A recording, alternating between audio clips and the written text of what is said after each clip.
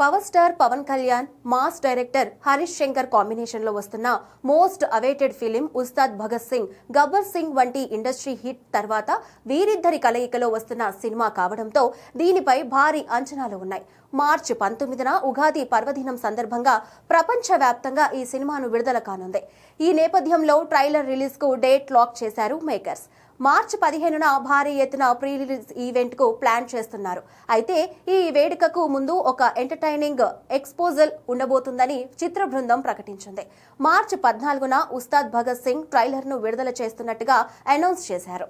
ఇప్పటికే విడుదలైన teaser, glimpse పాటలు సోషల్ మీడియాను ఊపేయగా ఇప్పుడు రాబోయే ట్రైలర్ సినిమా రేంజ్ ను మరో మెట్టు ఎక్కించడం ఖాయమని అంటున్నారు. Pawan Kalyan mark mannerism, powerful dialogues ఈ ట్రైలర్ లో హైలైట్ గా ఉండబోతున్నాయని సమాచారం.